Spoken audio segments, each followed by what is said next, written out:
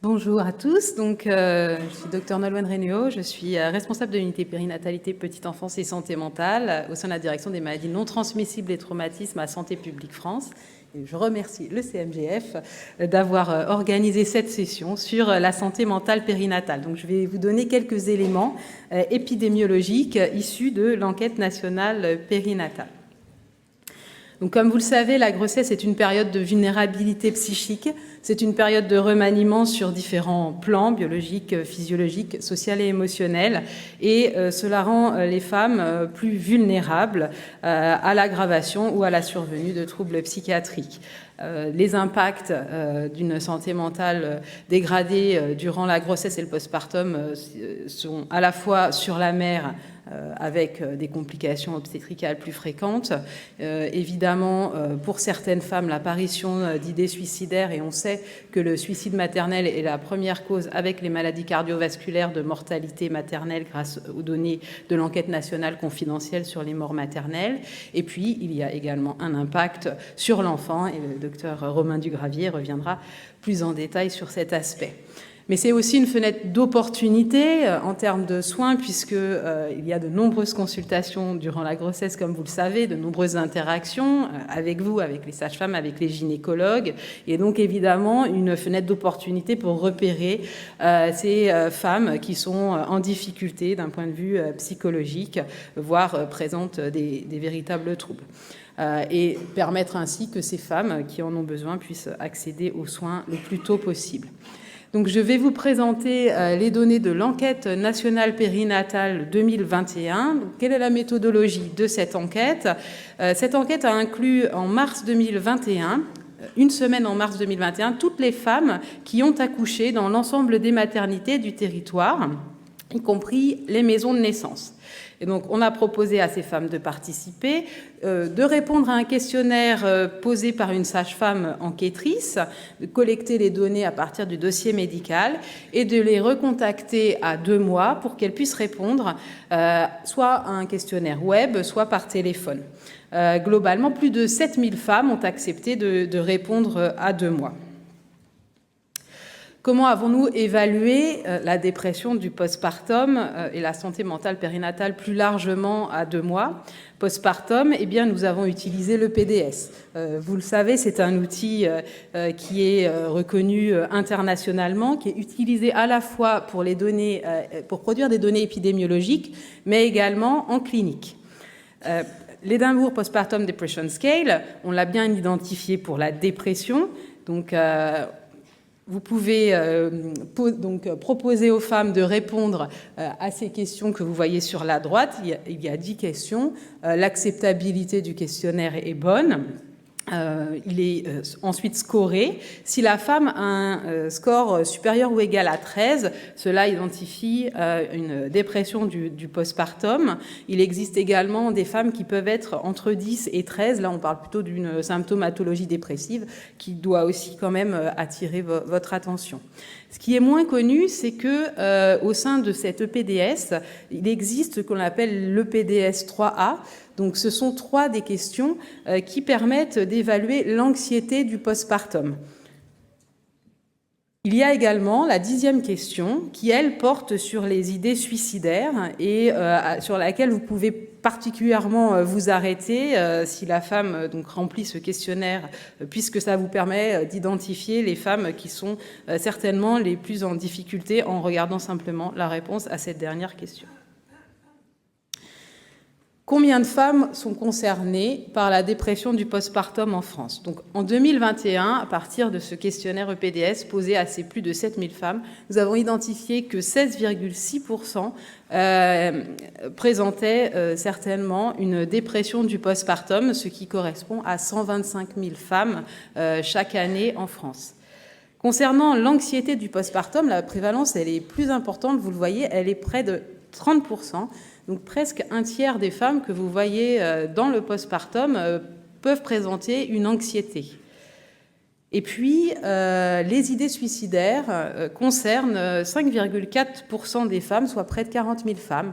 C'est également une prévalence qui est élevée dans le postpartum. Il existe une comorbidité, évidemment, entre la dépression, l'anxiété et les idées suicidaires qui est importante. Néanmoins, certaines femmes peuvent ne présenter qu'une anxiété. Et il faut noter que, malgré tout, près de 70% des femmes à 2 mois ne présentent aucune manifestation psychiatrique. Quels sont les facteurs de risque de dépression du postpartum ? Alors, vous pouvez voir ici un ensemble de facteurs qui ont été identifiés dans l'enquête nationale périnatale. Évidemment, à l'international, parfois d'autres facteurs émergent puisque tout n'a pas pu être renseigné dans cette enquête. Néanmoins, on retrouve des facteurs qui sont déjà connus. Tout d'abord, l'âge, le fait d'être particulièrement plus jeune ou plus âgé au moment de l'accouchement, le fait d'être né en Afrique du Nord, le manque du soutien des proches, qui est un facteur de risque qu'on retrouve dans de nombreux troubles psychiatriques. Du point de vue des antécédents médicaux, le fait d'avoir eu un antécédent psychiatrique ou psychologique, nous avons posé la question aux femmes de savoir si elles ont eu recours dans leur vie à des professionnels de santé mentale. Donc c'est pas forcément des antécédents psychiatriques, mais rien que cette question sur le fait est-ce que vous avez eu recours, ça permet d'identifier des femmes qui sont plus à risque de dépression du postpartum. Le fait qu'elles aient une faible littératie en santé aussi, en particulier une difficulté à s'engager avec les professionnels de santé, est un facteur de risque de dépression du postpartum. Un autre point important est le vécu de l'accouchement.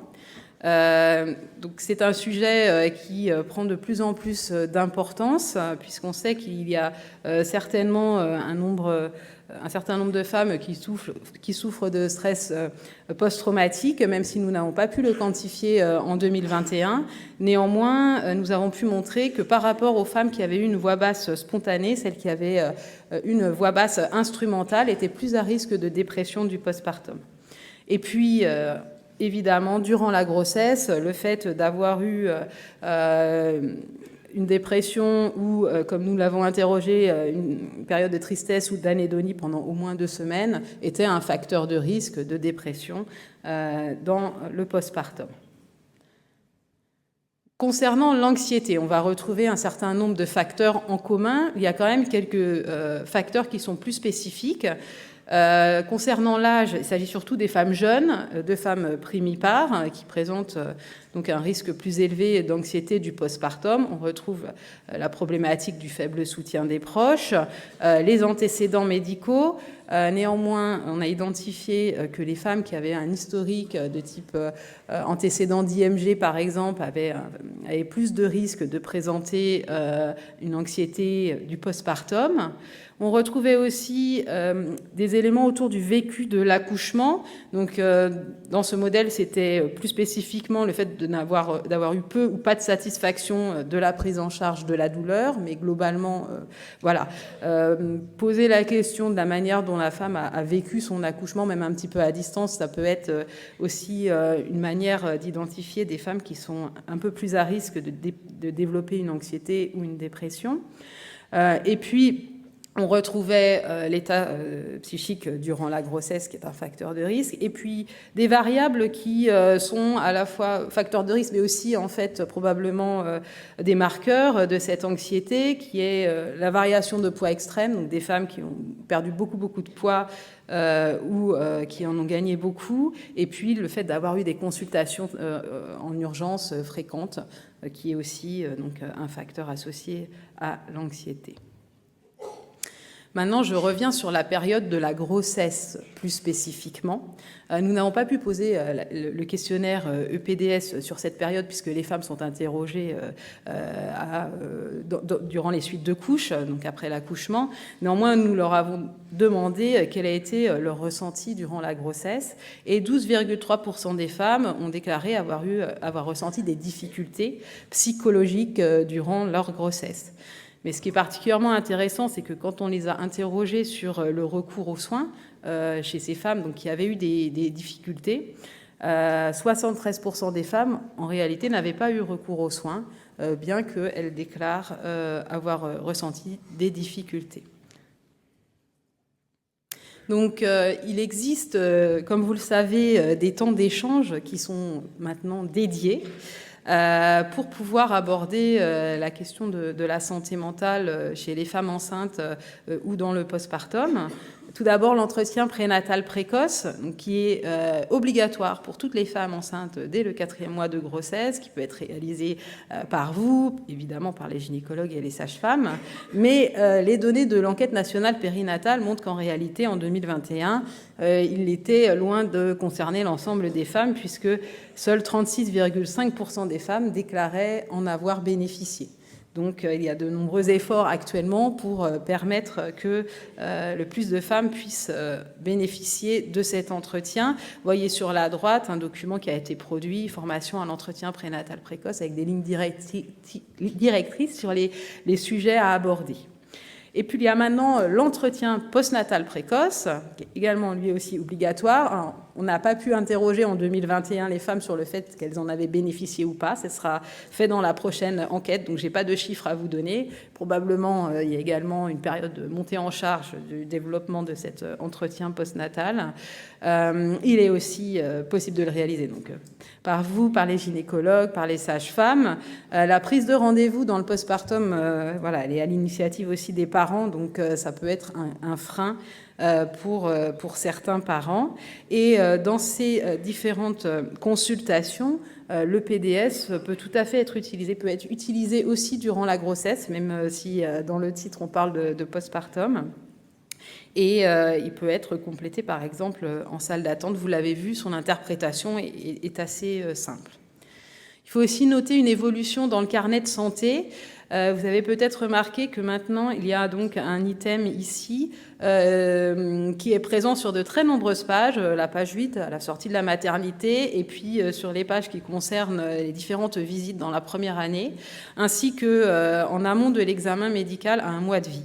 Donc, vous, de votre côté, il y a un item sur le fait qu'il y a eu une information sur le risque de dépression du postpartum, et puis un petit texte en amont de l'examen médical à 1 mois de vie qui est destiné à la maman, voilà, pour la sensibiliser aussi au fait qu'il est possible de se sentir débordé, de ne pas comprendre les demandes du bébé et de ne pas hésiter à demander de l'aide, et en particulier à vous solliciter, à échanger avec vous.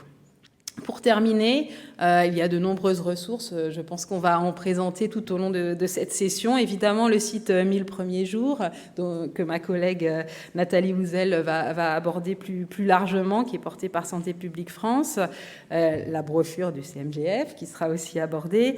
Je vous signale des ressources qui ont été produites par un projet PASS, qui a été un projet du centre collaborateur OMS qui est situé à Lille sur la santé mentale, qui a produit une brochure à destination des familles que vous trouverez sur le site du Psycom, qui est un site qui a vraiment de très très nombreuses ressources. Ils ont aussi fait des bandes dessinées à destination des papas sur différents sujets. Vous le voyez sur la droite, Devenir papa, un podcast également sur le bien-être au travail des parents et des futurs parents.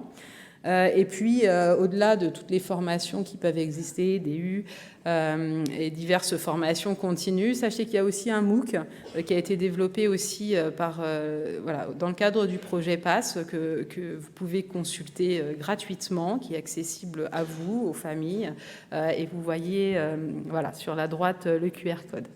Je vous remercie de votre attention.